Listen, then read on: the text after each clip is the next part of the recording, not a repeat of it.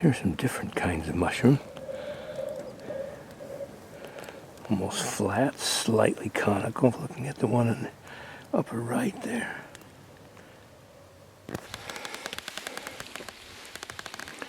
This pile of rock that you may be able to make out here from right to left is the end moraine. In other words, when the glacier pushed out all of the debris and stopped, where it left that debris is called a moraine. And this is the end moraine, or the toe moraine.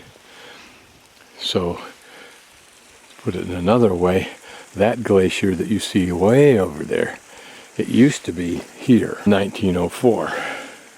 And the area we're standing in right here was a riverbed for the Skaftafell River that was, of course, pulling water away from the glacier as it melted. All along this walk you can see ridges of rock. There's one right there, another one way over there, another one further, bigger one there, bigger one there. These are all probably successive retreatments of the glaciers. End moraines, if you will. This is tough. They give an interesting definition. Formed when a volcanic eruption takes place underwater, including under glacial ice. And then the rising magma comes into contact with cold water, it cools instantly. Steam explosion hurls bits of material called ash through the water and even into the air. Then it consolidates. Up there you can see where it came from.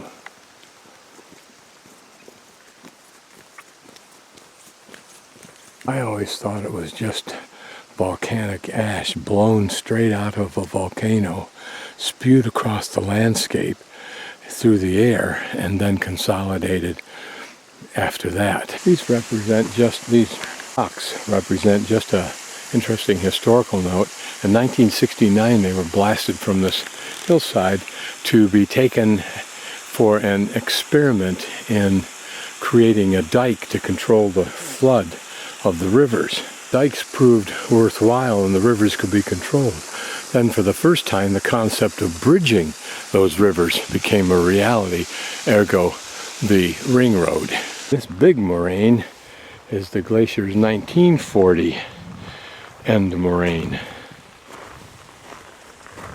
An example of frost weathering, and that simply means when water gets inside of a crack it expands, causing the stone to break apart. Actually, the reason most of this stuff is here is for that reason, unless it's a direct product of a volcano's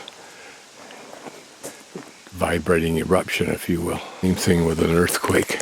It would be interesting to know how high the glacier would eventually have been, or what its maximum height would, and my guess is it would be right up there at that top ridge. That's what carved out this wall. Here's some more basalt columns, not very impressive like we saw yesterday, but a point they make. Basalt columns always meet a cooling surface at a right angle. That means they stand vertically in lava flows and sills like the columns behind Skaftafell waterfall, wherever that is. In dikes, however, as you saw at post 1, the columns lie horizontally, while in pillow lava they point towards the center of each pillow. They brought us up here for is to see where those two glaciers join together, and you can tell by what I think is called a median moraine. That moraine off to the left, notice how it seems to hook around, and that's just where it drops off material from both glaciers. This is the 1980 moraine, end moraine. Here are a couple of dikes, one to the left, the narrow one that's mostly exposed, and then this other one. And what they're caused by, of course, is when the underlying rock gets fractured vertically or whatever for some reason, underlying new magma flows into that and then hardens, creating those dikes. Oftentimes when softer material was the material that was cracked, those dikes will remain when the softer material erodes away, like in Big Bend National Park. Not sure if you call this a tarn or not. Notice that the glacier is much higher on this side than it is on that side, which may account for it wrapping around to the right here. But I imagine that over there, at one time that glacier connected with the glacier over there.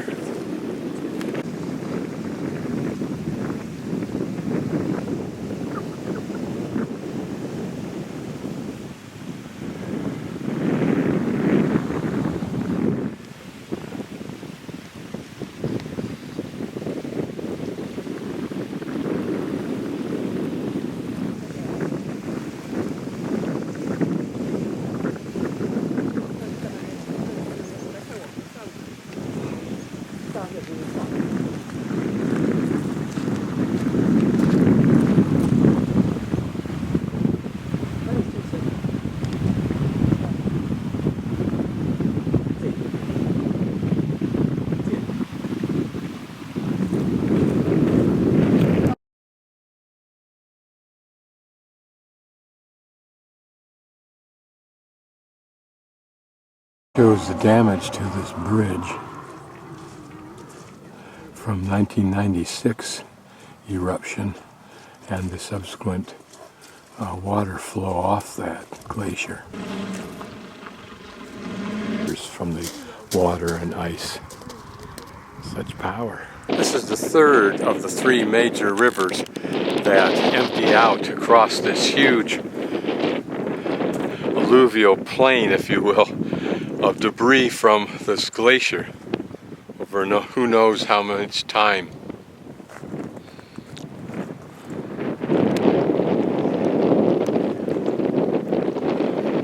And here you can see that they've created banks to control the flow of the river if they can, but you can see there that it's broken through that.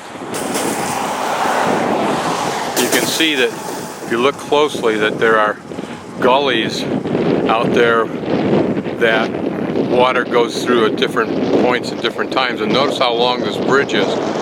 It's so long, as are the others, that they have turnouts so that, because it's only one way, so that there can be a given flow of east and west, north and south traffic. So up there is the glacier.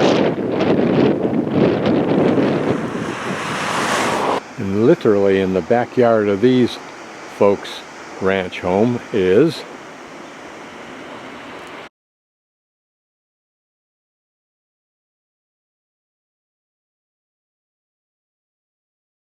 this beautiful, quaint falls.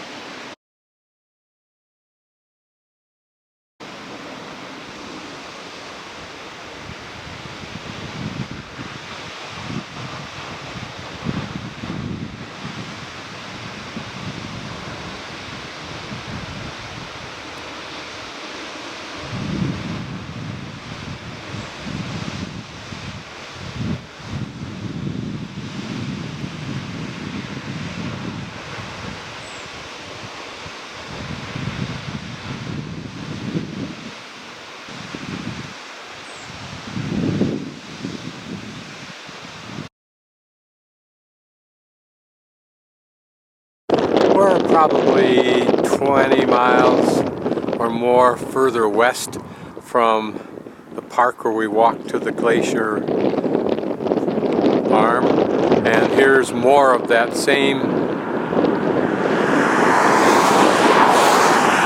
ice cap, I believe, up on top.